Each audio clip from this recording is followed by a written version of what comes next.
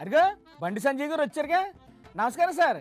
మీ మీద పరువు నష్టం దావా వేశారు కదా కేటీఆర్ గారు, దాన్ని మీరు ఎలా ఎదుర్కొంటారండి? ఇజ్జత్ దావా తెలంగాణ రాష్ట్రంలో వేయాలంటే నువ్వు మీ అయ్యా బయటికి రారు. మీరు దేని మీద వేస్తారు ఇజ్జత్ దావా? నేను లవంగం తింటే తంబాకు అన్నావు, సిగ్గుండాల కొంచెం అన్న. ఇజ్జత్ దావా వేరాదా? మరి ఎందుకు వేయలేదు? నన్ను వాడు వీడియో అని మాట్లాడినావు, ఇజ్జత్ దావా వేరాదా నీ మీద? ఆడు ఈడియోని మాట్లాడుకోవడం ఇప్పుడు పాలిటిక్స్ లో సర్వసాధారణం అయిపోయింది కదా సార్. మీ అయ్య నా తలకే 6 ముక్కలు నట్టుకున్నాడు, ఇజ్జత్ దావా వేరాదా? మరి అన్నేసి మాటలు అంటే మీరు ఎందుకు ఇజ్జత్ దావాలు వేయలేదు సార్? తీస్తున్నా, అన్ని తీస్తున్నా బిడ్డ. అంటే ఏం బయటికి తీస్తారు సార్? ఇప్పుడు స్టార్ట్ చేసినావు కదా, నేను స్టార్ట్ చేస్తా. ఇక ఎప్పుడు చేస్తారు సార్?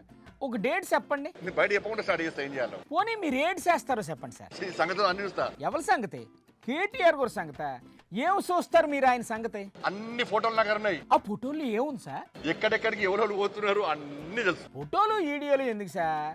అసలు వ్యక్తిగత విషయాల మీద ఎందుకు వెళ్తారు సార్? వ్యక్తిగతంగా పోవద్దు అని చెప్పి ఒక సంస్కారం అనేది అడ్డం వస్తుంది కాబట్టి నేను ఆగుతున్నా. ఇప్పుడు స్టార్ట్ చేస్తానని. అదే సార్, ఎప్పుడు స్టార్ట్ చేస్తారు? ఓ డేట్ చెప్పండి. చేస్తా. చేస్తా అని అంటున్నారు కానీ ఎప్పుడు చేస్తారు చెప్పరు. సరే మీరు ఆ పనిలో ఉండండి ముందు.